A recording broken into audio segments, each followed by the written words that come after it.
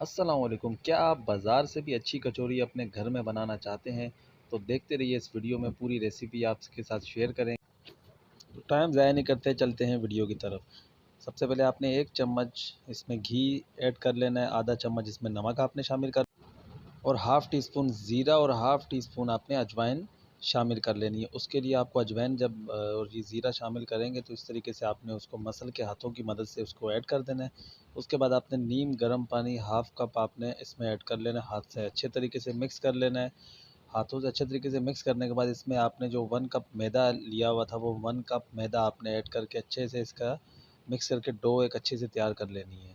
تو ہاتھوں کی مدد سے اچھے طریقے سے اس میں آپ مکس کریں گے اور اس کی ڈو تیار ہو جائے گی۔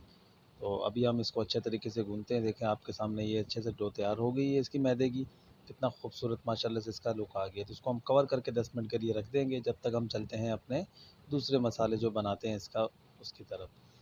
گھی آپ نے شامل کر لینا ہے، آپ نے 1 چمچ اس میں لے لینا ہے زیرہ، ہاف ٹی اسپون آپ نے لے لینا ہے اجوائن۔ اجوائن اور زیرہ ہی لازمی ہے، ٹیسٹ بہت اچھا اس کے ساتھ آئے گا آپ کا۔ اس کے بعد آپ نے 1 عدد جو ہے اس میں آپ نے پیاز کاٹ لینی ہے، ٹھیک ہے۔ پیاز باریک سے کاٹ کے آپ نے اس میں پیاز ایڈ کر لینی ہے، باریک پیاز بالکل آپ اس میں ایڈ کر لیں گے۔ اس کو اچھے طریقے سے آپ بالکل زیادہ براؤن نہیں کرنا، لائٹ براؤن کرنا ہے اس کو، تھوڑی دیر کے لیے اس کو جو ہے آپ نے پکانا ہے اس کو۔ اس کے بعد یہ ہم نے شملہ مرچ، اس میں ہم نے 1 عدد شملہ مرچ اس میں باریک سے ہم لوگوں نے کاٹ لی تھی، یہ باریک کاٹ کے اس کو آپ اس کے اندر ایڈ کر لیں گے۔ اس کے بعد آپ اس کو ایڈ کرنے کے بعد اس کو اچھے سے مکس کریں گے۔ اس کے بعد ہم نے جو تیسرا جو اس میں ہم نے ایڈ کرنا ہے وہ یہ ہے بند گوبھی، ٹھیک ہے۔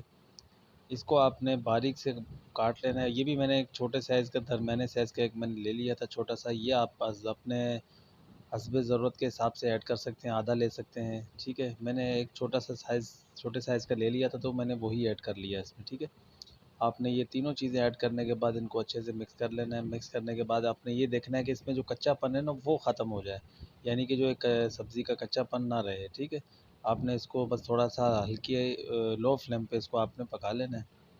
جب یہ لو فلیم پہ تیار ہوگا اس کے بعد آپ نے اس کے اندر جو ہے نا آلو، 2 عدد آلو آپ نے بوائل کر کے اس کو اس طریقے سے پیس کے ہاتھوں کی مدد سے، یا آپ کسی طریقے سے بھی اس کو میش کر کے آلو کو اس میں ڈال دیں گے۔ اس کے بعد آپ نے ہاف ٹی اسپون نمک لے لیا، پھر اس کے بعد کٹی ہوئی لال مرچ اور 1 چمچ آپ نے کالی مرچ کا ایڈ کر لینا ہے، اور میں نے دھنیا اور تھوڑا سا پودینہ اس میں جو ایڈ کیا ہے۔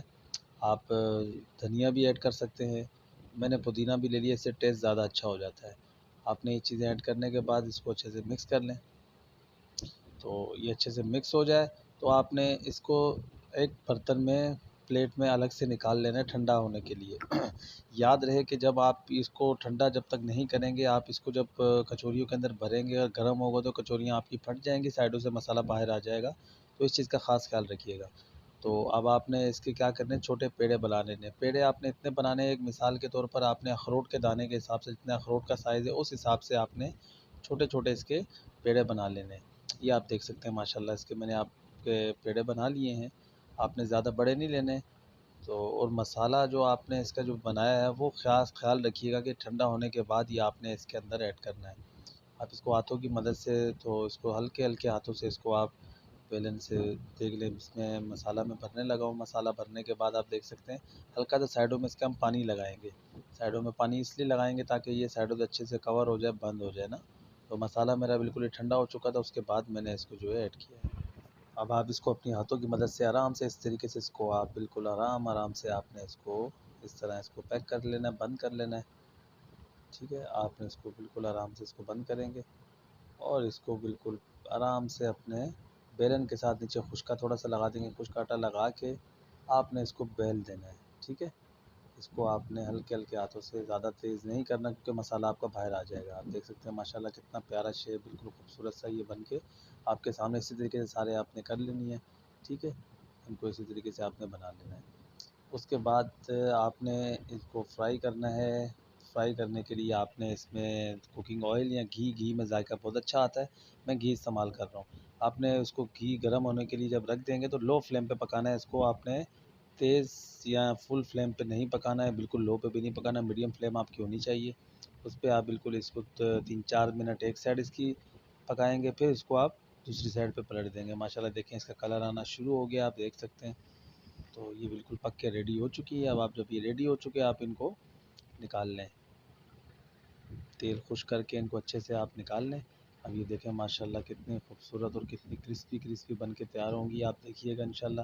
تو میرے پاس کچھ جو باقی بچی ہیں ان کو بھی میں فرائی کر لیتا ہوں، ان کو بھی میں پکا لیتا ہوں، تو پھر آپ کے ساتھ شیئر کرتے ہیں۔ یہ کرسپی کچوریاں بن کے ریڈی ہیں۔ امید ہے آپ کو ریسیپی پسند آئی ہوگی۔ اپنا ڈھیر سارا خیال رکھیے گا، دعاؤں میں یاد رکھیے گا۔ ویڈیو اچھی لگی ہو تو شیئر لازمی کریے گا، اور نئے ہیں چینل پہ تو سبسکرائب کرنا نہ بھولیے گا۔ جب تک کے لیے اللہ حافظ، اپنا بہت سارا خیال رکھیے گا۔